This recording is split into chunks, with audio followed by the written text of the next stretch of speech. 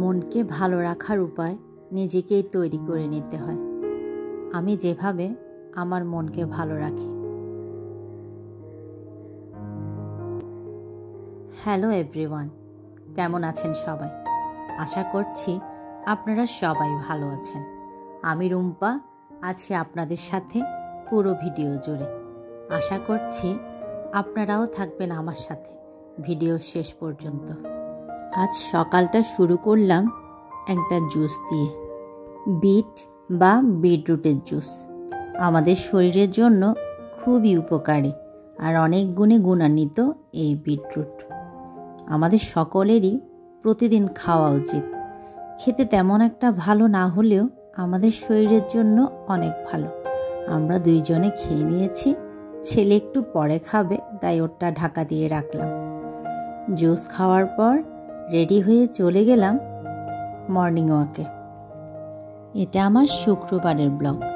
শুক্রবার সকালে আমরা চেষ্টা করি সকাল সকাল হাঁটতে যাওয়ার, তারপরও একটু দেরি হয়ে যায় ঘুম থেকে উঠতে। এখন বাজে প্রায় 7:30টার মতো। যাই হোক, সকাল সকাল একটু হেঁটে আসলে খুব ভালো লাগে। আসলে নিজের মন এবং শরীরকে সুস্থ রাখার দায়িত্ব আমাদের নিজেদেরই নিজের প্রতি যত্নশীল হতে হবে। আমরা নিজে যদি নিজের প্রতি যত্নশীল হই, তাহলে আমরা ভালো থাকতে পারবো, সুস্থ থাকতে পারবো আর সুস্থভাবে বাঁচতে পারবো। আমার হাঁটা প্রায় শেষ। হাঁটা শেষ হওয়ার পরে আমি এই ক্লিপটা নিচ্ছিলাম, চারপাশ ঘুরে সবুজগুলো দেখছিলাম। এটা একটা অনেক বড় নার্সারি, আর এখানে সকাল বিকাল অনেক মানুষই হাঁটতে আসে। হাঁটা শেষ করে দুজনে মিলে বাসায় চলে আসলাম। বাসায় এসে নাস্তাটা করে নিলাম, তারপর চাটা বানিয়ে নিচ্ছি।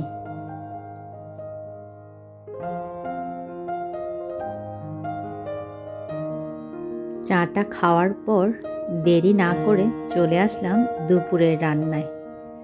হেঁটে আসার সময় খুব সুন্দর ফ্রেশ পুঁই শাক পেয়েছিলাম।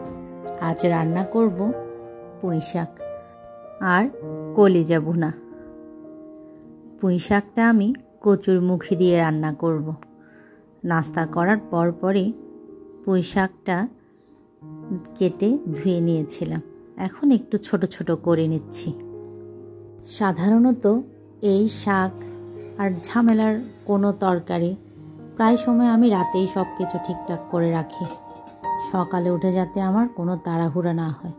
সব মশলা দিয়ে কচুর মুখি আর চিংড়ি মাছটা সেদ্ধ করে নিয়েছিলাম।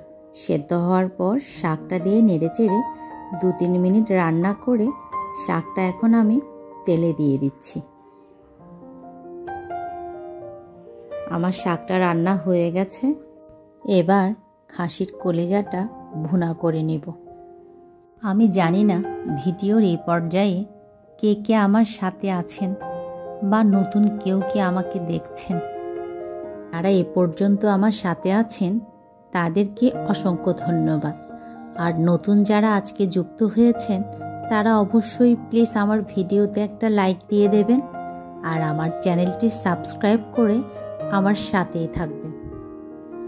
কলিজাটা ভুনা করার জন্য মশলাটা আমি কষিয়ে নিয়েছি।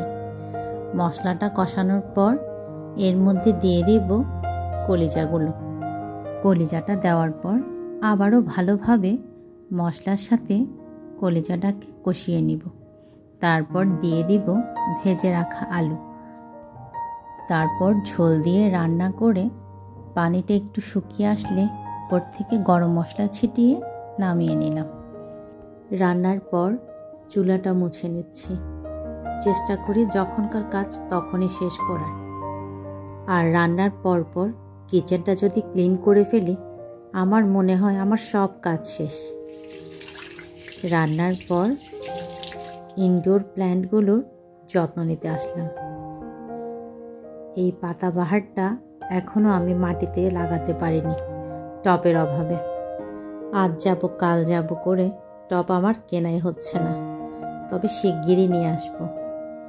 আর ইনডোর প্ল্যান্ট যদি আমরা বাসায় রাখি তাহলে এতে কোনো সময়ই ট্যাপের পানি ব্যবহার করা ঠিক না, সব সময় ফিল্টারের পানি ব্যবহার করতে হয়।